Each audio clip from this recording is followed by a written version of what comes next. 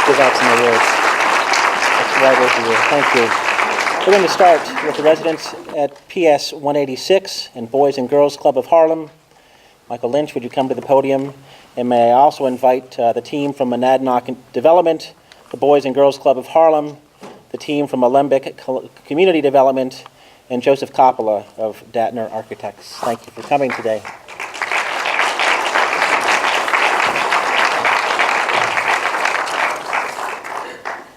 Throughout the early 20th century, architect C.B.J. Snyder designed over 140 public elementary school buildings in New York City to accommodate the growing population of immigrants.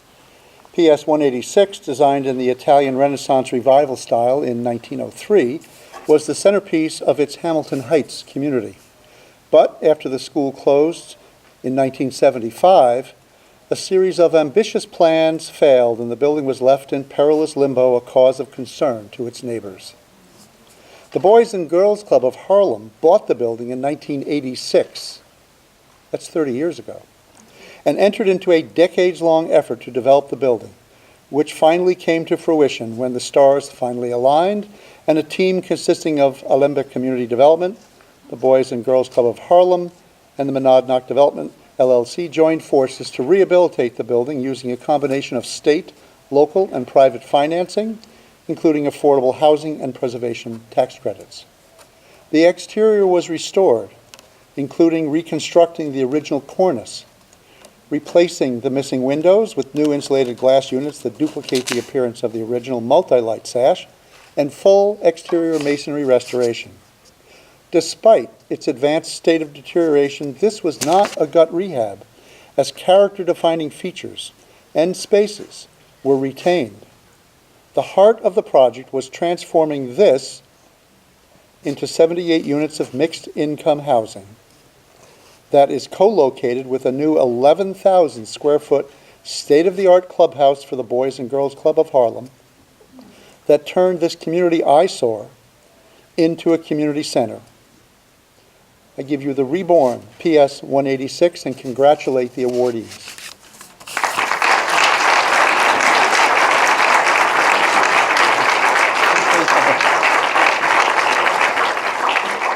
Thank you. My name is Chris Watler. I'm the chair of the board for the Boys and Girls Club of Harlem.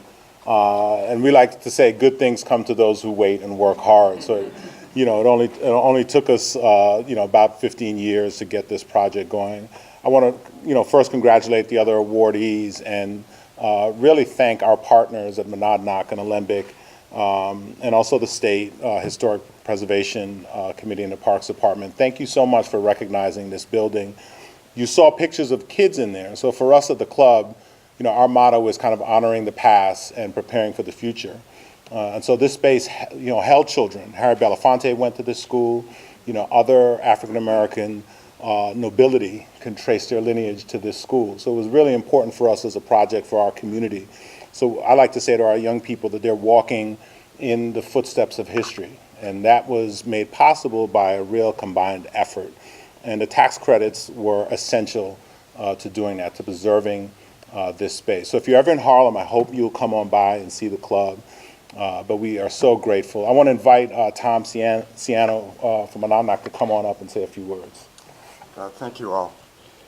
When I was working on the project, I took the subway up and I saw an advertisement on the subway that said, "The magic doesn't just happen."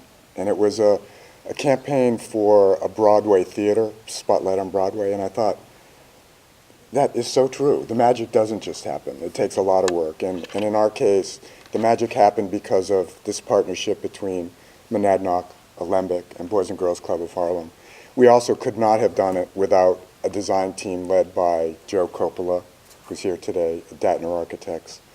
And of course, the city of New York was instrumental in making this happen. The HPD, the city agency, gave more money to this project than they would typically give because we had a gap in financing, so we have been very appreciative of that. But I want to say that this project would absolutely not have happened without the $11 million in state and federal historic tax credits.